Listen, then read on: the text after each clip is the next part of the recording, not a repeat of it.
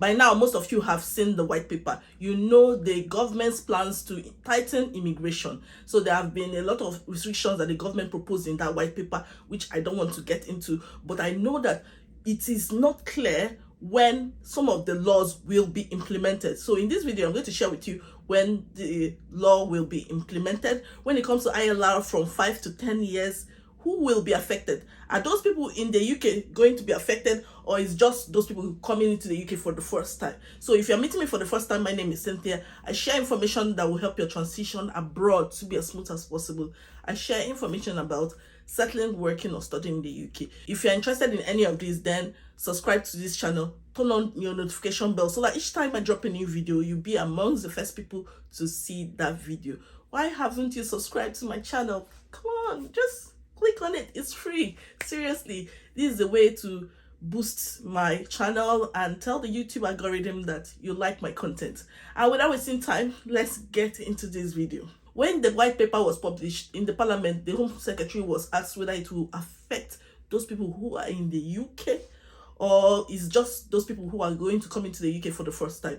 And this is her response. So can the Home Secretary please outline whether this policy applies to people who are already living and working in the UK, or will it just be to new visa applicants?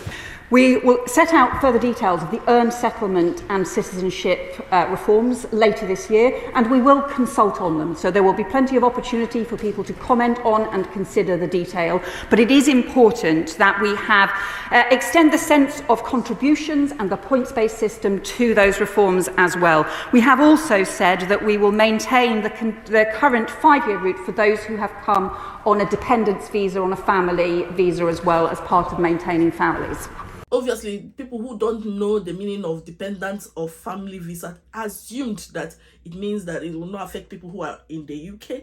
They were wrong. That is not what she said. She avoided that question and stated the obvious that is in the white paper, which is that dependents or family visa holders. Family visa holders is for those people who are British or have ILR and want to invite someone in as a dependent. It will still remain at 5 years. So that is not what she said. But if you look at this update by the BBC right now, you can see that they have clearly stated that this white paper is going to affect people who are in the UK. Now it says migrants already in the UK face longer wait for permanent residence. So they don't care whether you are outside the UK, inside the UK, they feel it is going to affect you. The first line here says, new rules making migrants wait longer to qualify for permanent settlement in the UK will apply to people already in the country under government plans. Guys, this is just heartbreaking.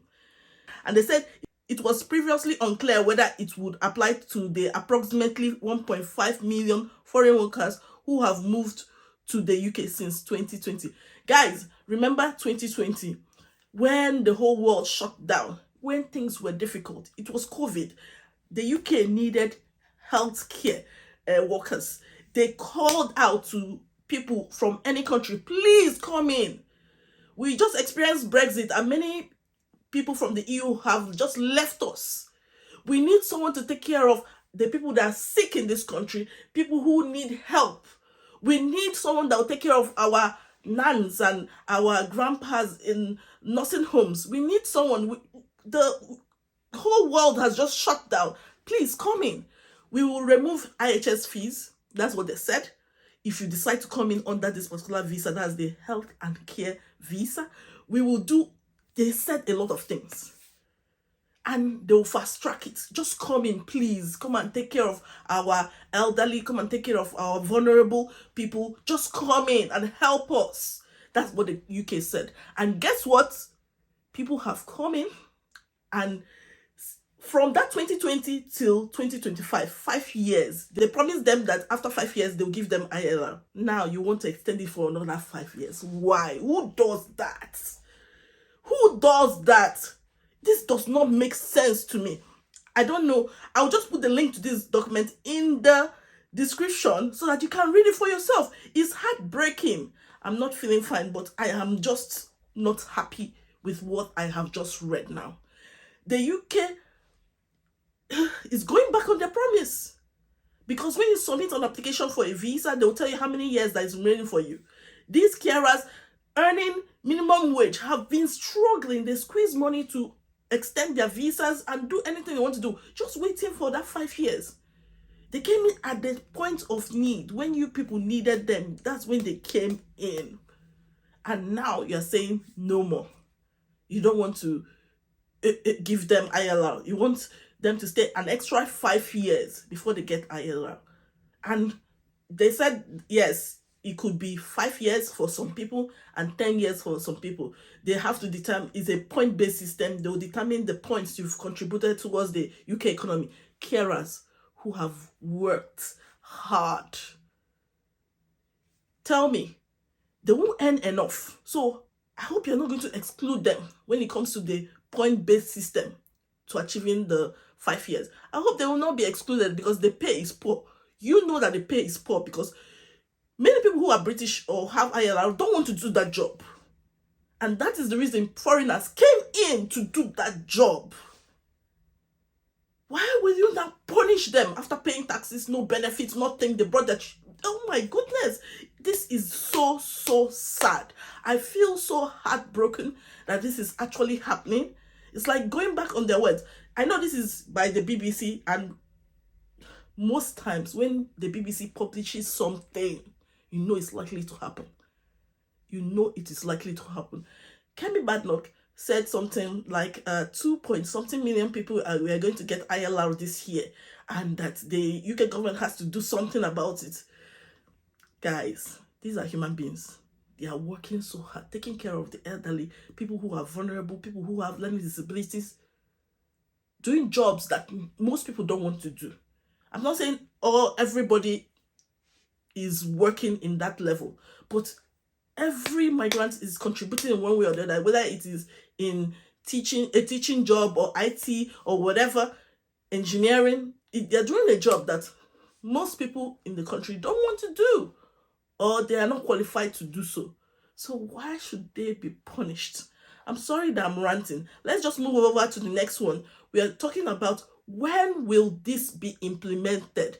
Listen to this. When will these white paper recommendations actually come into effect?